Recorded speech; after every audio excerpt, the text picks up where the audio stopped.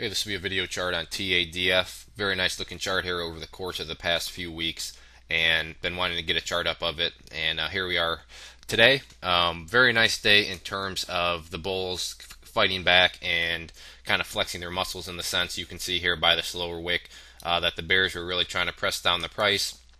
But by the time the closing bell rolled around, you can see that the bulls had pushed it all the way up to the top. I had a few questions from people that follow charts, and they're asking, is this a hanging man candle, and is this bad? And to answer that question, kind of it is and it isn't. Hanging men or hanging man candle usually would have formed higher up, and you'd have something like this. But at the same time, given where it formed, you could possibly consider it a hanging man.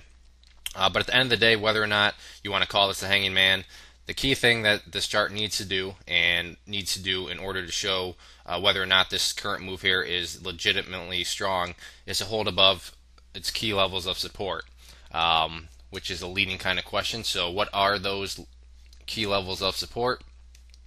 The first one goes back to this orange line right here, which is the 200-day simple moving average, and this makes a great example. You can see for about 5 days in a row here, it just kept acting as a resistance, and then when the bulls were finally able to break above it right here, you can see what happened, the nice follow through. So this is just a good example of a resistance which has now become a key level of support. The other key level of support is going to be up here, this purple line, which is the 50-day simple moving average. So regardless of what kind of candle this is, let's just take, for example, let's say this was a hanging man candle, which aren't the best candles to see.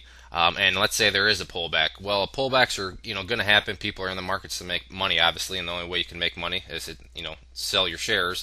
So if there was a pullback because of profit taking, as long as the price can hold above these two moving averages, then the overall health of the chart is going to be completely fine. So let's think about this. Let's say the price did drop all the way down here, hovered around before heading back up again. Well, this set of lows is clearly higher than this set, which is clearly higher than this set. So when we connect all these lows together, you can see we would have an overall uptrend line.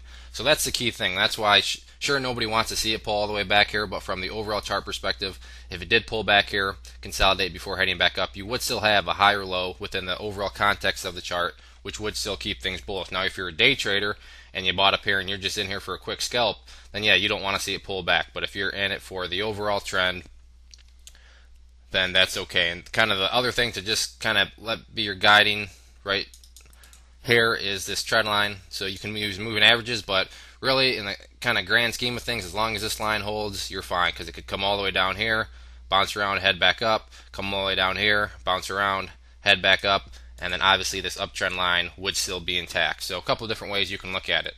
In terms of resistance levels, right now you got a level right around here, which is at the 0.0038, and then after that level, really it's basically clear sailing up until this previous high over here at 0.005. So I'd keep my eye on the volume though. If this has any chance of falling and then making a legitimate run up here, we are going to need to see a bigger volume day than what we've been having. It is a good sign to see that on this kind of lower volume the price is able to move, but at the same time, in order to really get some big momentum